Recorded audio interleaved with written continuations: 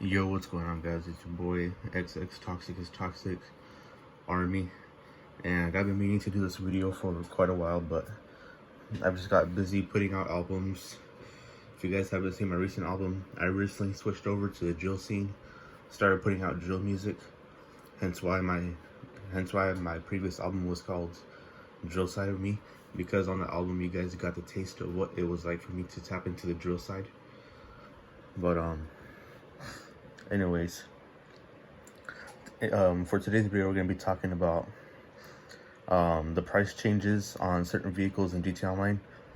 For those of you guys who like GTA Online content, then definitely subscribe to the channel, because I don't talk too much about GTA on this channel. I mean, you guys have seen me do previous live streams in the past where I would play GTA 5, but I never covered any topics on GTA 5. I thought this would be like a pretty severe topic I should talk about. But anyways, let's go ahead and get into these prices. So first vehicle we got changing in price, we have the Armored Box Bill. This vehicle came out with the import-export DLC, if I'm not mistaken. The import-export DLC, I believe this came out in. Rockstar priced this vehicle at $2.9 million, and it is getting a decrease down to $1.3 million. I mean, it's a pretty good price, but I think the vehicle should be free, personally, because I mean the vehicle isn't that great. I mean the RAM isn't all that great. Let's see. Next vehicle we got on here is the Akula. This is a stealth helicopter that came out with the Doomsday Heist DLC. I was actually playing GTA when this DLC came out. As a matter of fact, I started playing GTA on the last gen console May of 2017. So I think that was right around the era that gun running came out, unless it came out last year before 2017, so 2016. I'm not sure, but yeah, 3.7 million. I mean, it's already expensive for the Akula. If you guys do a setup mission, I believe it's a setup mission where you steal the Akula, I think that's how you unlock the trade price for it. The trade price is 2.7. So they save $1 million off of that, but 3.7, a little bit expensive for the helicopter, but it has, but I mean, I guess it's worth the price. Now it's getting a big jump up to 4.5 million. I'm not too sure if that's really a good price, or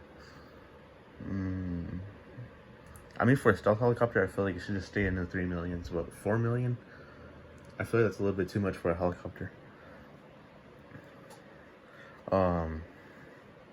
Let's see what other vehicles we got on here. We have the Granger 3600. Yeah, 3600 LX. This vehicle normally goes for 1.3 million, and I already see that's a pretty good price for a vehicle that can get a Monitech. But 2 million is getting a price jump to 2 million. I'm not too sure if that's a really good price. Next one, you have the Scramjet, 3.48 million, and that's the trade price right there. If you guys think that's the actual price of the Scramjet, nah, the actual price is around 4.7 million, I think. Actual price. So the fact that because I know the trade price for this, you have to complete a hunting pack remix. to get that trade price, but I think the actual price is around 4.7 million. But it's getting a price jump to 4 million. I'm not so sure if that's a good price either. I mean, it's a decent. Now this one ain't a good price for the vehicle. The champion that came out with the contract DLC, originally $3 million, 2.9 to be precise, but 3.7, that just ain't it. I see that's a little bit too expensive for the vehicle. But I don't know why Rockstar is doing these vehicle price changes. But hey, I guess it's just beyond the control of the players or whatnot. But next one we have is the Chernobog. Now this vehicle, I don't see why people should own this thing. This thing is bad. I mean, it only takes one explosive, one RPG to blow it up. Not explosive.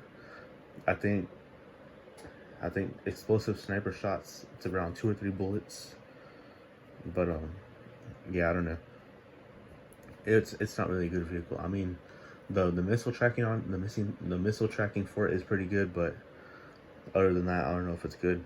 I say the vehicle might be worth it now because it's dropping 50%, going down to 1.5 mil. So I say that's not too bad. Now this next one. This vehicle came out with the Doomsday Heist. Chernobog, same thing, came out with Doomsday Heist.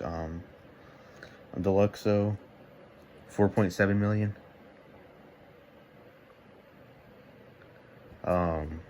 That's the actual price for the Deluxo.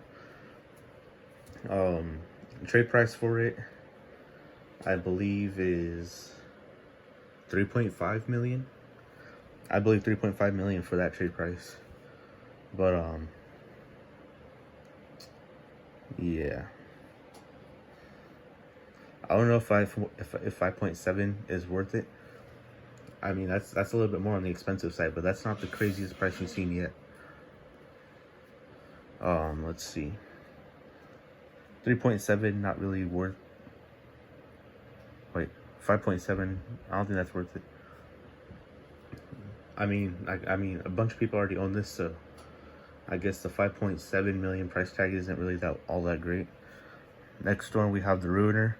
Now this came out with import export also.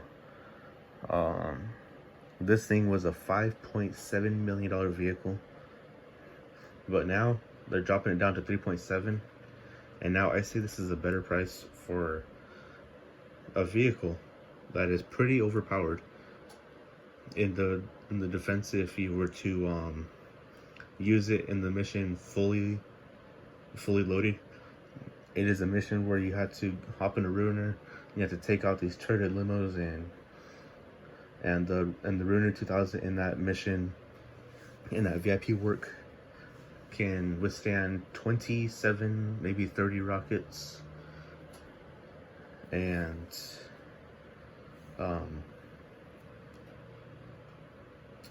it has unlimited rockets. That's what I was gonna say. Next one, I think this is a good price. Doomsday Heist vehicle as well. The Thruster, that's the jetpack. 3.6 million. A little bit more on the expensive side for a jetpack. 2.5. I say that's a little bit better price. What do we got next? We have the Tula that came out with Smuggler's Run. 5.1 million. A bit expensive for a submersible plane. But 4.1, still more expensive. I think that should come down in price a little bit more. I say roughly 3 or 2 million would be worth it. Stromberg, I say that's worth it. Doomsday Heist vehicle that came out, I mean, that is a $3.1 million vehicle. It's dropping down to at least 2.5 mil, so that's not too bad. Oppressor, regular one, 3.5 million. That's regular price. Trade price is 2.6. This one's dropping down to 2.7, so that's not too bad. And now the Oppressor Mark II. Now this vehicle came out in after hours, and this vehicle was the most broken thing in GTA from 2018 all the way up until the Criminal Enterprise DLC. Because the Criminal Enterprise DLC is where the Oppressor Mark II got a nerf to where the missile tracking is about the same as the regular Oppressor. Because before the missiles got nerfed, the missiles, I swear, the missiles were like insanely good. They weren't as good as like the Ruiner missiles, but they were still pretty accurate. So it's still the most used vehicle in GTA lobbies today. But $8 million price tag. Now this, I feel like, is worth it, because this is gonna make it hard for newer players to purchase this thing. And then let's not forget to mention, you still have to purchase the Terabyte. You have to get the nightclub.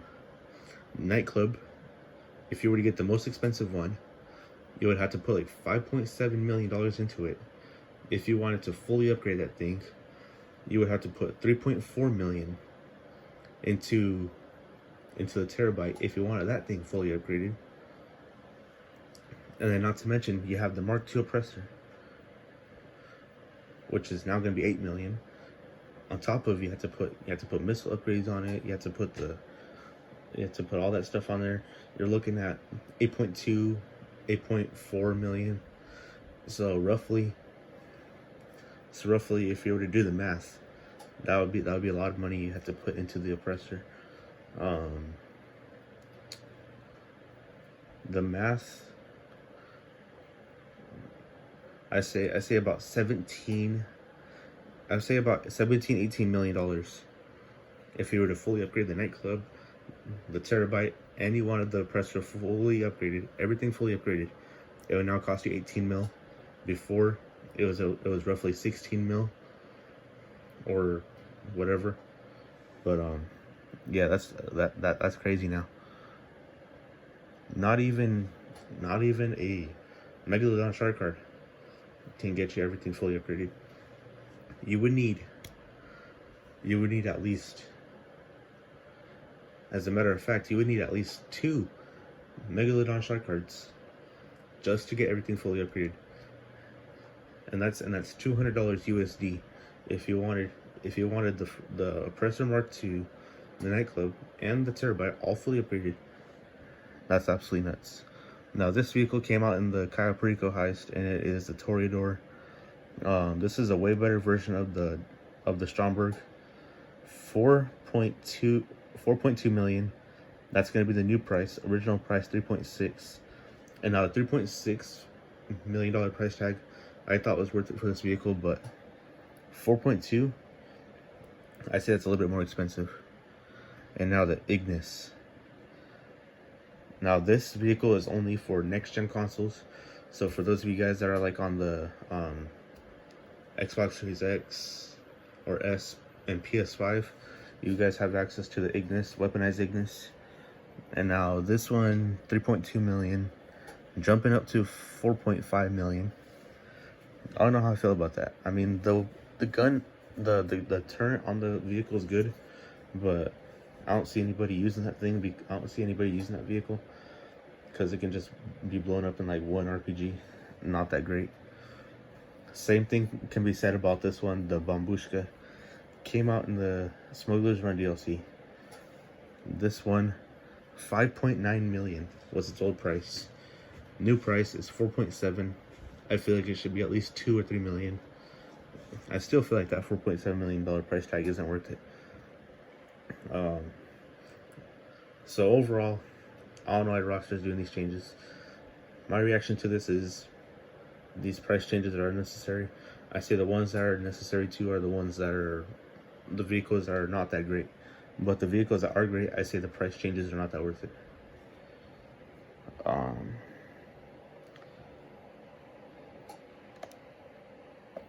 Now hold on, let's see what we got here.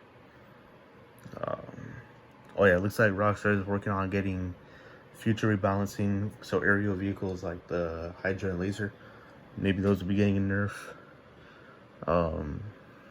Yeah, looks like we're just talking about vehicle nerfs right here. But yeah, this is my reaction to Rockstar changing vehicle prices. Let me know what you guys think about these vehicle prices. If you guys think these vehicle prices are good or bad or whatever. But yeah, that's all I got for this video, and I'll see you guys in the next one. Peace out.